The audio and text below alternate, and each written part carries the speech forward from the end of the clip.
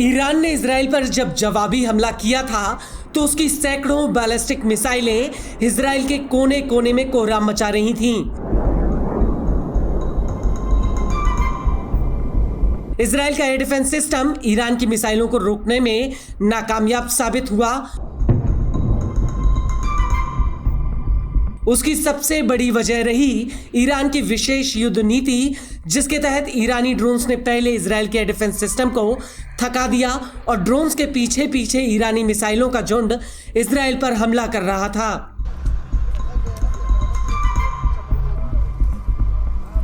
हालांकि इन हमलों में हुए नुकसान को छिपाने के लिए नेतन्याहू ने हर संभव कोशिश की। मीडिया पर सैन्य नुकसान को छापने और प्रसारित करने पर बैन लगा दिया गया, लेकिन अब इजराइल में दबे हुए राज धीरे धीरे बाहर आ रहे हैं और अब इसी कड़ी में एक बहुत बड़ा खुलासा हुआ है जो बेहद ही सनसनीखेज है।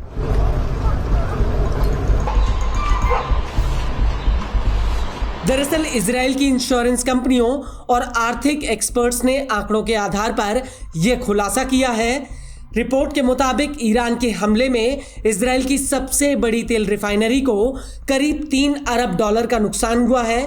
ईरान की फारस न्यूज एजेंसी ने आंकड़ों का हवाला देते हुए ये कहा कि हाइफा में तेल रिफाइनरी को कम से कम $1.5 से $2 अरब का नुकसान हुआ है।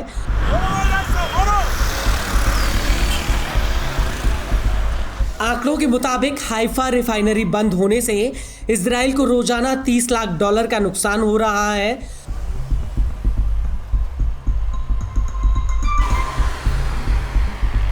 आपको बता दें कि हाइफा तेल रिफाइनरी की एक दिन में करीब 1,97,000 बैरल तेल रिफाइन करने की क्षमता है और अक्टूबर 2025 तक इस रिफाइनरी को $45 करोड़ का नुकसान होगा, क्योंकि इसे दोबारा से अपनी पूरी ताकत से संचालन में आने के लिए कम से कम इतना वक्त लगेगा। और इसकी वजह से इजरायली सरकार को अपना तेल उत्पादन बढ़ाना होगा, क्योंकि एशडोड बंदरगाह पर बनी प्रमुख तेल रिफाइनरी की मरम्मत में वक्त लगेगा, जिससे न सिर्फ इजराइल का तेल आयात बढ़ेगा बल्कि उसके ऊपर आर्थिक दबाव भी पड़ेगा।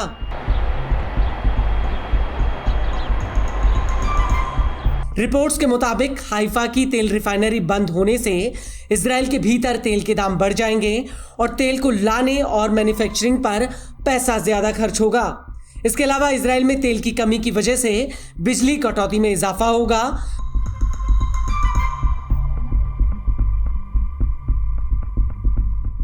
वहीं दूसरी तरफ इन हमलों को लेकर इजराइल ने ईरान की तरफ से 500 से 550 मिसाइल और ड्रोन हमलों की बात कबूली है। इसके उलट ईरान का कहना है कि उसने इजराइल के ऊपर 3000 से ज्यादा मिसाइलें और ड्रोन अटैक किए हैं।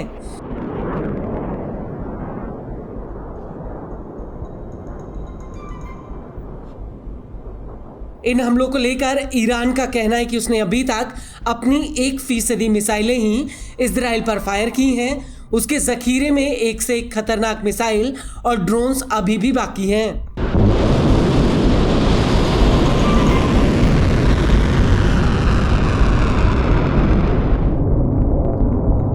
लेकिन इस सब के बीच बड़ी बात यह है कि इन हमलों को लेकर द टेलीग्राफ का कहना है कि शुरुआती तौर पर अमेरिका और इजराइल के एयर डिफेंस सिस्टम से ईरान की 16% मिसाइलें बच निकली थीं।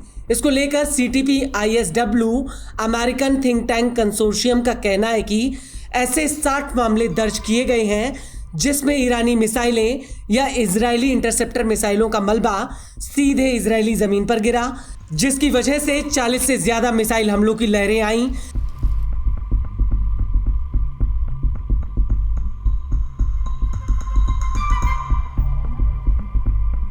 इन हमलों में इजराइल के युद्ध मंत्रालय के हेडक्वार्टर को भी निशाना बनाया गया। हालांकि इजरायली मीडिया ने इसे रिपोर्ट नहीं किया।